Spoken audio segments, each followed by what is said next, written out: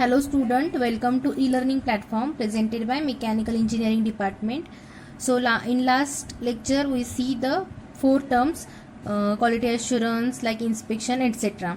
Today we see the quality circle. So what is quality circle? It is defined as small group of people doing similar work who meet regularly under the leadership of their supervisor to identify and discuss their work related problem.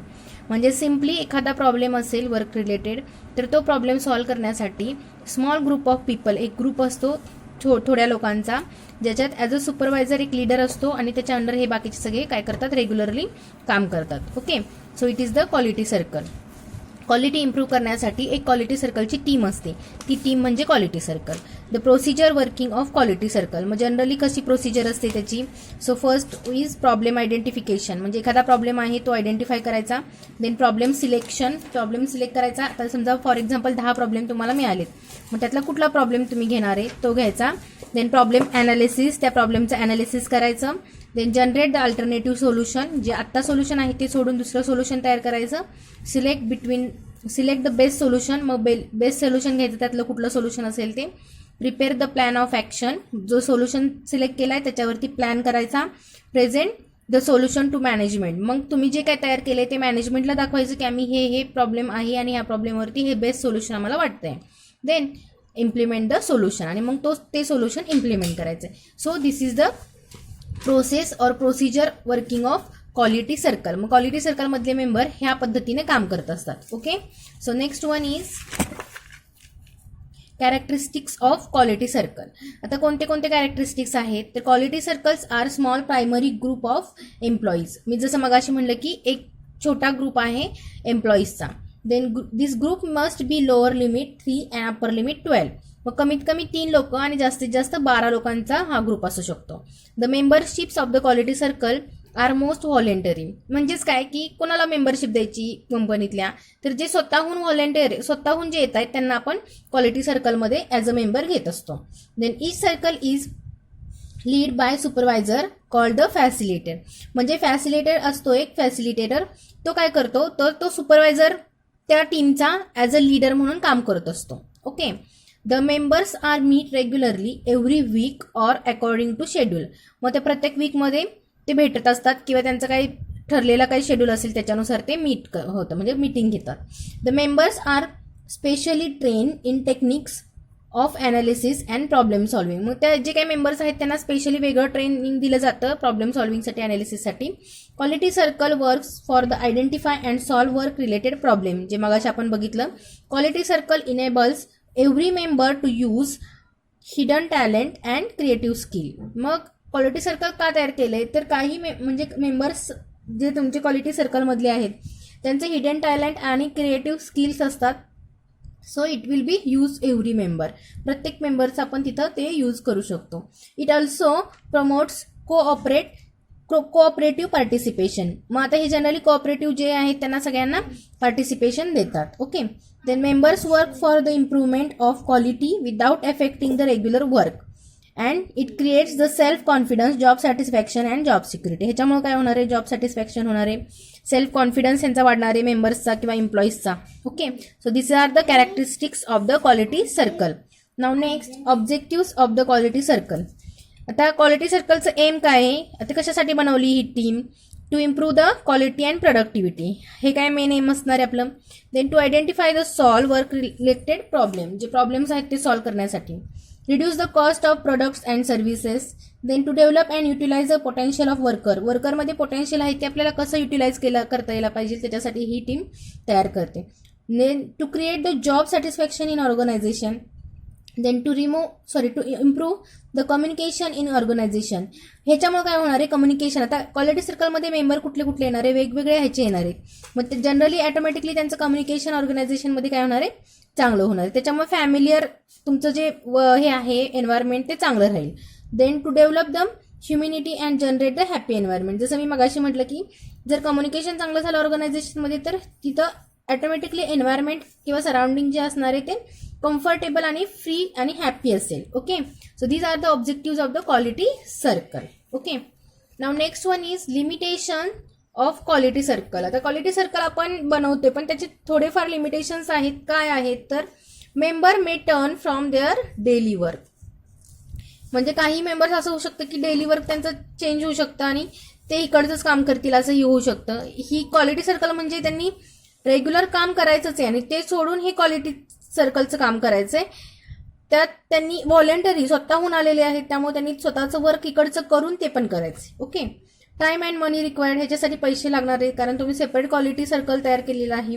Over expectation from the employees may lead to disappointment. म्हणजे जर एखाद्या काही एम्प्लॉईजकडून तुम्ही जास्त expectation केलं तर may be त्यांच्यात तो डिसअपॉइंटमेंट तयार होऊ शकतो.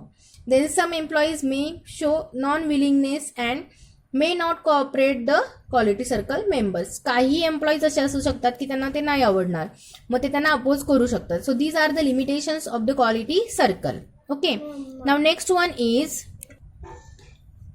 Next factors leading of failure of quality circle. Lack of interest and support from the management.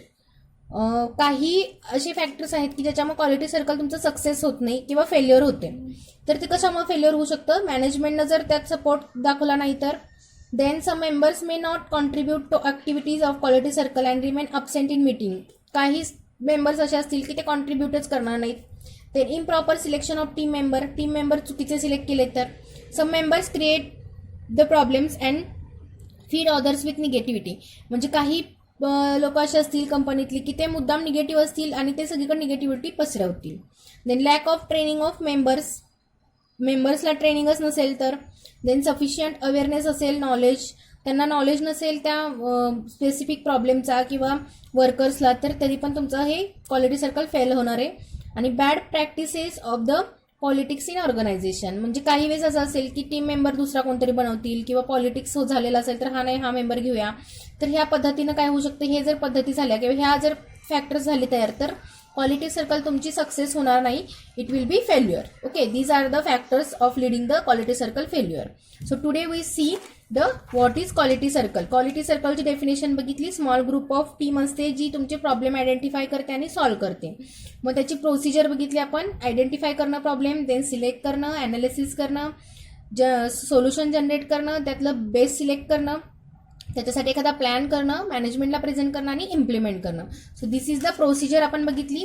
Then characteristics बघितले. कोणते कोणते कॅरेक्टरिस्टिक्स आहेत क्वालिटी सर्कलचे, म्हणजे क्वालिटी सर्कल तयार करण्यासाठी किती लोक पाहिजेत, किती मीटिंग्स व्हायला पाहिजेत, लोक कोणती पाहिजेत त्यातली, हे सगळं आपण बघितलं. देन एम बघितलं, क्वालिटी सर्कल आपण का करायला लागलोय, त्याचे लिमिटेशन्स बघितले. लिमिटेशन्स कोणते कोणते आहेत आणि फेल्युअरसाठी कोणते फॅक्टर्स लीड होत करतात. So this is the quality circle. Okay. Now next one is quality economics. Quality इकॉनॉमिक्समध्ये जनरली तुम्हाला 2 पॉईंट्स आहेत मेन. फर्स्ट आहे cost of quality and second आहे व्हॅल्यू ऑफ क्वालिटी. मेन जे आहेत ते कॉस्ट ऑफ क्वालिटीमध्ये आपण काय बघणार आहे, म्हणजे तुम्ही क्वालिटी इम्प्रूव्ह करायला लागलाय. ओके. क्वालिटी इम्प्रूव्ह करण्यासाठी तुम्ही काय काय यूज करताय त्याच्यासाठी लागणारा जो कॉस्ट असेल तो झाला कॉस्ट ऑफ क्वालिटी. ओके. मग ते 1 बाय 1 आपण बघूया कुठला कुठला कॉस्ट येते. Okay. The cost carrying out the company quality functions to fulfil the needs of the customer. कस्टमरच्या नीड्स आपण फुलफिल करण्यासाठी जी क्वालिटी इम्प्रूव्ह केली कंपनीनं तो कॉस्ट जो आहे त्याला म्हणायचं कॉस्ट ऑफ क्वालिटी. ओके. मग त्याच्यात काय काय असणार आहे तर मार्केट रिसर्च, मार्केटमध्ये रिसर्च केला तुम्ही, it will be the cost. Product of research and development, cost research and development तुम्ही केलाय. Cost of inspection and test, inspection करणार तुम्ही. Cost of defect prevention, defect होऊ नये म्हणून प्रिव्हेन्शन घेणार तुम्ही. Cost of scrap and quality failures. Then cost of quality assurance, cost of field सर्व्हिसवरती असतील डिझाईन कॉस्ट. सो असे वेगवेगळे कॉस्ट आहेत जे तुमच्या कॉस्ट ऑफ क्वालिटीमध्ये इन्क्लूड होणार आहे, जिथे तुम्ही क्वालिटी इम्प्रूव्ह करण्यासाठी वेगवेगळे कॉस्ट काय करायला लागलेला आहे, घालवायला लागलेला आहात. Okay. Now next one is as per the ASQC American Society Quality Control, quality cost may be divided in 3 categories. मग generally 3 categories cost of quality येतं. फर्स्ट आहे कॉस्ट ऑफ प्रिव्हेन्शन, म्हणजे प्रोडक्टचं प्रिव्हेन्शन करण्यासाठी कॉस्ट ऑफ अप्रायझल आणि cost of failure.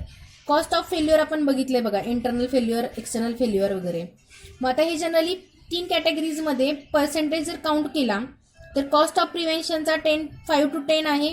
Cost of प्रिव्हेन्शनमध्ये एवढा cost घालवता तुम्ही. Cost of अप्रायझलमध्ये 20 to 30% आणि failure of cost 35 to 60. Okay, failure cost जो आहे तो ह्या पद्धतीनं काय केलेलं आहे, पाय चार्टमध्ये दाखवलेलं आहे. So this is the cost of quality. तर क्वालिटी कॉस्टमध्ये जर आणि परत बघितलं तर बघा कोणते कोणते येणार आहेत. कॉस्ट ऑफ फेल्युअरमध्ये आपण बघितलेलं स्क्रॅप असेल, इनसाइड रिपेअर असेल, आउटसाइड रिपेअर असेल, सर्व्हिस असेल, डिलेज असतील, लॉस. तर हे सगळे जे आहे तुमचे कुठे येणार आहे, कॉस्ट ऑफ फेल्युअर. म्हणजे प्रोडक्ट तयार झाल्यानंतरचे हे कॉस्ट आहेत. ह्याच्यात पण आपण बघितलेलं बघा internal failure, external failure. Internal failure म्हणजे काय, तेव्हा पार्ट तयार करताना जो काय खराब झालेला पार्ट असेल तर तो झाला आपला मॅन्युफॅक्चरिंग मधला इंटरनल फेल्युअर. आणि एक्सटर्नल फेल्युअरमध्ये काय येते की डिलिव्हरीच्या वेळी जर एखादा पार्ट तुमचा खराब झाला तर तो आपण एक्सटर्नल फेल्युअरमध्ये घेतो. Then cost of appraisal. आता ह्याच्यात काय आहे तर इनकमिंग इन्स्पेक्शन म्हणजे येणारा मालच तुम्ही प्रॉब्लेम झाला तिथं जो काय कॉस्ट असणार आहे तो इनकमिंग इन्स्पेक्शन असेल. 100% इन्स्पेक्शन, सगळे जॉब चेक करणं म्हणजे 100% inspection. Outgoing inspection, audit cost असेल आणि कॅलिब्रेशन असेल. So these are the cost of appraisal. आणि cost of prevention, correction cost असेल, कंट्रोल कॉस्ट असेल, अनालिसिस, देन इन्व्हेस्टिगेशन असेल आणि training cost. So these are the prevention cost. Okay, मग ह्या पद्धतीनं वेगवेगळे कॉस्ट असतात. यातला आपला फर्स्ट टर्म होती कॉस्ट ऑफ क्वालिटी. ओके, आता नेक्स्ट आहे value of quality. Value of quality. So next one is value of quality.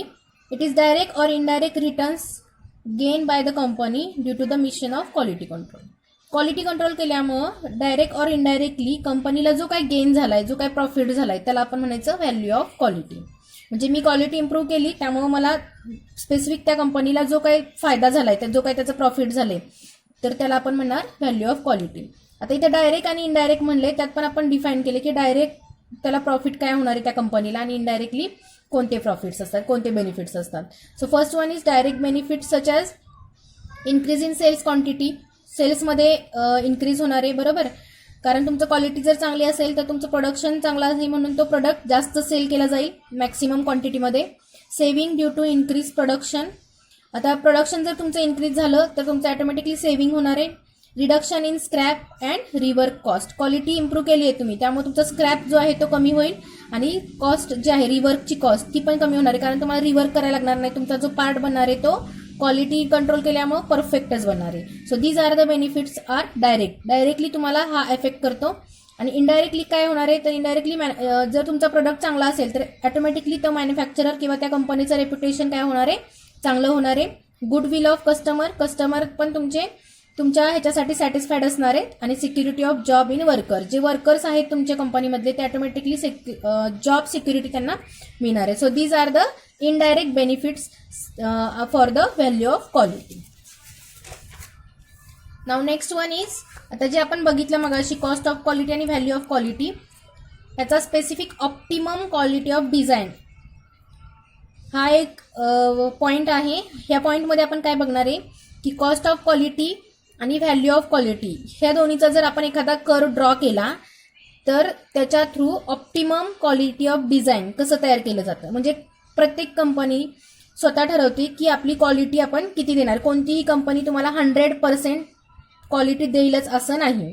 100% द्यायचं असेल तर त्यांना काहीतरी त्याच्यासाठी कॉस्ट काय करायला लागते, घालवायला लागते. मग त्यांनी किती % दिलं पाहिजे, मग ती त्याची ऑप्टिमम क्वालिटी डिझाईन आपण बघूया. आता ह्या डायग्राममध्ये मी अगोदर तुम्हाला सांगते आणि मग नंतर आपण हे एक्सप्लेनेशन बघूया. सो डायग्राम बघा काय आहे ती क्वालिटी ऑफ डिझाईन. एक्स ॲक्सिसला क्वालिटी ऑफ डिझाईन आहे. म्हणजे आपण क्वालिटी वाढवण्यासाठी डिझाईन काय केलं, इम्प्रूव्ह केलं. आणि इथं त्याच्यासाठी लागणारा कॉस्ट आहे. म्हणजे मी डिझाईन जसं इम्प्रूव्ह करत जाईन तसा कॉस्ट वाढणार आहे. सो 1 पॉईंट आहे, एवढं जर मी क्वालिटी डिझाईन वाढवलं, इम्प्रूव्ह केलं तर कॉस्ट किती जाणार आहे, एवढी जाईल. किंवा 2 पर्यंत वाढवलं तर एवढी कॉस्ट जाईल. 3 पर्यंत केलं तर एवढी कॉस्ट जाईल. मग त्याच्यानुसार जर आपण एखादा कर काढला तर first me cost of quality काढलाय. हा कर जो आहे तो आपला कॉस्ट ऑफ क्वालिटी आणि हा आहे value of quality. Cost of quality म्हणजे कंपनीचा गेलेला खर्च आहे आणि व्हॅल्यू ऑफ क्वालिटी त्याला मिळालेलं प्रॉफिट आहे, हे लक्षात ठेवा. आता इथं जर हा आपण कर बघितला कॉस्ट ऑफ क्वालिटीचा, व्हेनेवर आता 1 to 2 जेव्हा मी एवढा कॉस्ट हे केलाय, क्वालिटी डिझाईन इम्प्रूव्ह केली आहे, त्याच्यासाठी लागणारा माझा कॉस्ट किती आहे, एवढा आहे, पी एवढा आहे. ओके, एवढा हा झाला माझा कॉस्ट. त्याच वेळी व्हॅल्यू ऑफ क्वालिटी वरती 1 to 2 व्हॅल्यू ऑफ क्वालिटीचा कर जर मी बघितला तर मला इथं पी, इथं क्यू आहे. तर हा क्यू जो आहे तो माझा प्रॉफिट आहे. म्हणजे मी एवढं डिझाईन इम्प्रूव्ह केलं, एवढा कॉस्ट घालवला डिझाईन इम्प्रूव्हमेंटमध्ये, एवढा कॉस्ट घालवला तर मला एवढं प्रॉफिट झालेलं आहे. हे लक्षात येते का बघा, P is greater than Q दिसते आपल्याला इथं.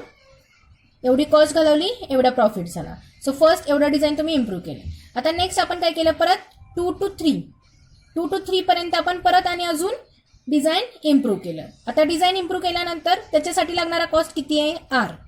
इथं जसा पी होता तसा इथं आर आहे. पी पेक्षा आर डेफिनेटली जास्त दिसतोय तुम्हाला, म्हणजे तुम्ही काय केला, कॉस्ट जास्त घालवला कारण तुमचं डिझाईन इम्प्रूव्ह झालंय. ओके, मग ह्याच्यासाठी मिळणारा गेन किती आहे, मग तुम्हाला आधी किती प्रॉफिट मिळत होतं, क्यू मिळत होतं. आता प्रॉफिट किती मिळतंय, एस. एवढं प्रॉफिट मिळते. आता ह्याच्यात जर परत मी कम्पेअर केलं, जसं मगाशी P is greater than Q होतं, sorry Q is greater than P होता, तसं इथं काय होणार आहे, R is greater than S. म्हणजे होणारा प्रॉफिट जो आहे तो कमी आहे आणि लागणारी कॉस्ट जी आहे डिझाईनची ती जास्त आहे. ओके, मग आपण ह्या डायग्रामवरून हे सांगू शकतो की आपलं ऑप्टिमम म्हणजे जे आपल्याला तेवढीच क्वालिटी आपल्याला मेंटेन करायची आहे, ती डिझाईन कुठे येणार आहे, 2. इथं पर्यंतच आपण काय करणार आहे, डिझाईन इम्प्रूव्ह करणार आहे आणि एवढाच कॉस्ट आपण घालवणार आहे. त्याच्यामुळे काय होणार आहे, जेवढं होणारं तुमचं गेन आहे तो बरोबर परफेक्ट होईल, सेल तेवढाच होणार आहे. इथं एवढं तुम्ही क्वालिटी डिझाईन इम्प्रूव्ह करणार, एवढी कॉस्ट घालवणार, पण मिळणारा गेन कमी आहे, त्यामुळे तुम्ही तिथं 100% क्वालिटी देणार नाही. So this is the optimum quality of design. आता थेरॉटिकली जर बघायचं झालं तर it is called as a balance between the cost of quality आणि व्हॅल्यू ऑफ क्वालिटी मधला बॅलन्स आहे हा. Data collected during the market survey such as expected sale, product profit, then competition in market etcetera. मग ह्या डेटावरती म्हणजे जो market सर्वे असेल, profit असेल, त्याच्यानुसार आपण काय करतो, हा डायग्राम ड्रॉ करतोय. Okay, but it is not necessary that the company should produce the 100% quality products. बरोबर, मी जसं मगाशी म्हणलं की it is not necessary to company can produce the 100%. म्हणजे कुठलीच कंपनी 100% तुम्हाला क्वालिटी द्यायला पाहिजे असं काही नाही आहे. Okay, therefore the aim of company should be produce the products which will meet requirements of the customer at lower cost. मग जनरली कंपनी काय बघते तर कस्टमरची रिक्वायरमेंट इन लोअर कॉस्टमध्ये व्हायला पाहिजे एवढंच बघितलं जातं आणि स्पेसिफिक त्यांना जो होणारा प्रॉफिट आहे, म्हणजे एवढा कॉस्ट घालवला तर एवढा मला प्रॉफिट मिळते, मग त्याच्यापेक्षा जास्त कॉस्ट घालून जर कमीच प्रॉफिट मिळणार असेल तर काही गरज नाहीये, तेवढीच आपण काय करायची, स्पेसिफिक कॉस्ट घालवायची आणि तेवढंच क्वालिटी इम्प्रूव्ह करायचं. If we want to increase the quality of design from 1 to 2, जसं मी मगाशी म्हटलं 1 to 2 आपण जर इन्क्रीज केलं क्वालिटी डिझाईन, लागणारा कॉस्ट पी आहे, मिळणारा गेन जो आहे तो क्यू आहे, व्हॅल्यू ऑफ क्वालिटी. मग पी इज लेस म्हणजे कॉस्ट कमी गेला आहे, प्रॉफिट क्यू जास्त झाला आहे. सिमिलरली इथं 2 to 3 इम्प्रूव्ह केलं, आर लागणारा कॉस्ट जास्त झाला आहे, मिळणारा प्रॉफिट कमीच आहे. मग हे जर तुम्ही बघितलं तर ह्याचा कम्पॅरिझनमध्ये आपल्याला optimum design indicates at the point 2 लाच आपण थांबणार आहे, म्हणजे कंपनी जनरली पॉईंट 2 लाच थांबणार आणि एवढाच तुम्हाला क्वालिटी ऑफ डिझाईन देणार आहे. ओके, त्यामुळे जनरली बाजारात जर तुम्ही बघितलं असेल, तुम्ही जरी भारी फोन घेतला, एखादा आयफोन घेतला, तर एखाद्याचा आयफोन खराब होऊ शकतो. कशामुळे, कारण ती 100% क्वालिटी नाहीये, किती पर्सेंट असेल, मग 99 असू शकते. Okay, so this is the optimum quality of design. Thank you student. If any query then contact.